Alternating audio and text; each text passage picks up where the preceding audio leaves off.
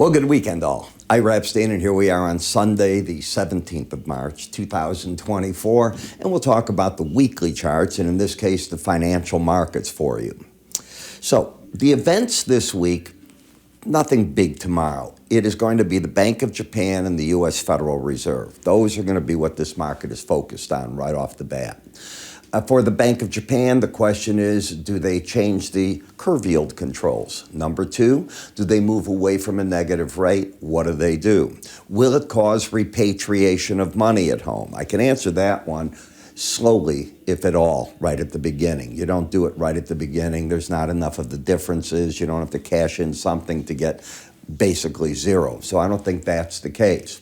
What will it do to the yen? Well, the yen finished around 149 to the dollar. Probably can move it into the range over time of 120 to 140 is the thinking of the marketplace. We'll see if that materializes at all. As for the Federal Reserve, well, the big talk there is we have seen leader upon leader, member upon member talk that they want to be more data dependent. They don't want to just be data dependent. They want to have vision with it. And the CPI and PPI reports were certainly hot. Any way you want to cut them, they were hot.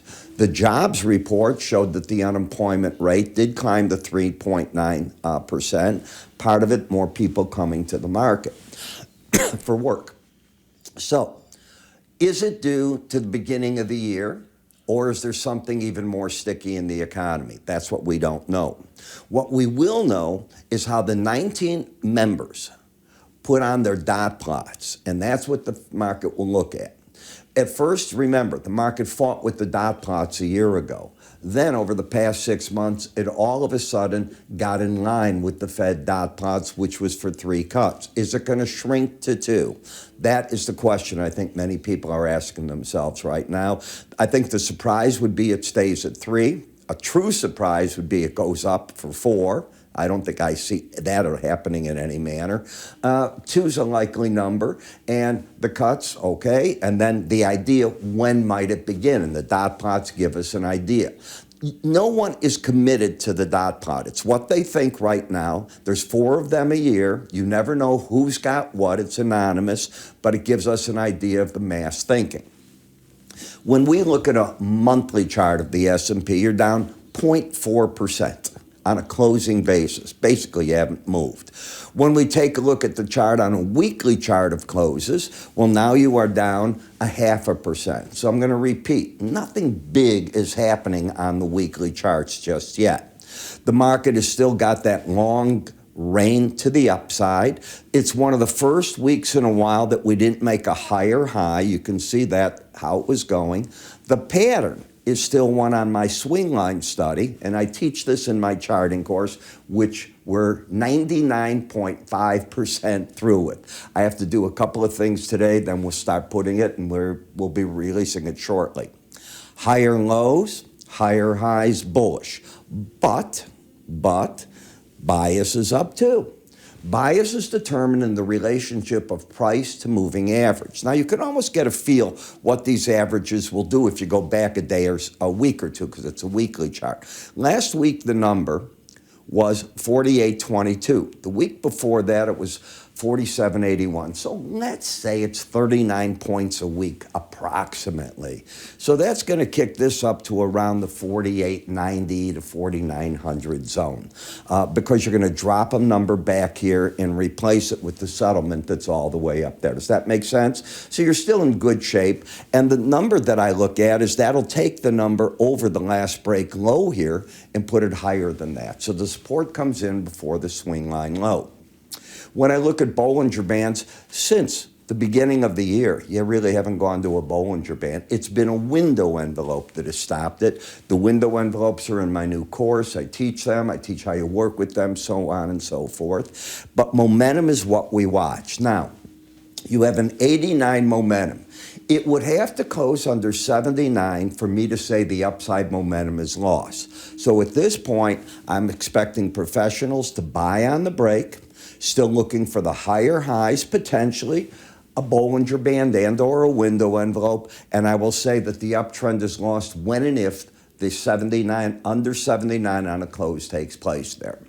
When we come to the Dow, it is the same. You have an embedded reading. Unlike the S&P, this market's also, but it stopped making higher highs a couple of weeks back. You do see that. The pattern is still one of higher lows, higher highs. You're going to see the 18-day average of closes rush up to approach that last low. Let me show you again. So we come back 1 week, and the 18-day average was 37,512. Before that, 37,255. So that's what, a 250-point move? And from here, if you had 250, you're going to get back into near the 4,000 level, anything like that. It'll be a little less than that. Again, you're dropping a number here, you're picking them up, but unlike the S&P, it wasn't that big move up. You've gone more or less sideways, so it won't be as much of a number. In the Nasdaq, this number getting dangerously close to turning under the 79 on a closing basis. What stocks have been the weakest? The magnificent mags have fallen out of favor. Tesla, Apple, Google, I can go on and on. There's a number of them that we've seen the rotation out of. That doesn't mean it can't come back, but it's not there right now. Is the market still in a bullish trend? It most certainly is. Higher lows, higher highs. I won't go through the moving average exercise, but I think you see what I'm saying. But you're dangerously close. So if the market drops under 79 intra-week, unless it pops back up, I think the traders will step back from that and not be as aggressive as they could have been. And I don't think they'll be super aggressive in the Russell. I think people were getting ahead of themselves intentionally. I want to make that word clear. Not every company in the Russell is a bad company, all right? So you have to understand what they are. And people have gone looking for PEs of 10, 15, 20, not wanting to pay up in the other stocks. So there's a certain amount of buying. Turn on CNBC. They talk more about individual stocks than Bloomberg or Fox. And you hear their analysts, what they're doing. Yeah, we are taking a little bit of a walk on the dark side, and we're doing this and we're doing that. Well, you've had a nice run, but not the run that you've had in the S&P. Nowhere near it, okay? It's a run. And some people are saying, well, the S&P went because of the tax and they're out of favor right now. And they definitely are out of favor right now. NVIDIA is even just chopping around at this point. Then we get to the 5-year notes, and they are in a downtrend. You have lower highs, lower lows. Until you get back over this high, you could still be dropping. Are you oversold? By my definition, any reading under 30 in a slow stochastic is oversold. Oversold means I don't see pros pushing new money into the market. I see the same thing developing in the 5-year. You're just on the doorstep of oversold. 10-year, I'm sorry. You're just on the doorstep of getting close to it. Here it's a little more aggressive selling because a 32 reading isn't under 30, so I'd say the argument's right up here at the 18-day average of closes. In the dollar index, you have the swing line trend down, the bias up. The bias is defined on my rules by the last price to the 18-week average of closes. If you're over it, the bias is up. If you're under it, bias down. If I have sell signals on a swing line, but the market's over the 18-week average, I tell my traders to do nothing. If they're both down, I tell them go short, stops over recent highs, looking for blah, blah, blah. That'd be the way that we do it. In the eurocurrency, if you look at the settlement, 108.90 and a half, and here 108.90 and a half, and here you have the 18-day average 109. So you have the bias down, you have the swing line up. It's the exact flip-flop of what you've had. In the Canadian dollar, unless prices can get back over this high, what we're starting to do is put lower highs, lower lows. I should have moved this line. On the weekly, it's lower highs, lower lows. I think the pros are going short right here on a weekly chart, and they're looking for roughly the 7,300 area to see if it can go back there. Japanese yen, why get involved? I mean, you don't know what the Bank of Japan's going to do or not do. You're oversold as can be. The trend is down. Any move back over 68.41 could out of nowhere throw out a buy signal. You could get higher lows, higher high, and open the door for anything way up there. So things that you have to watch.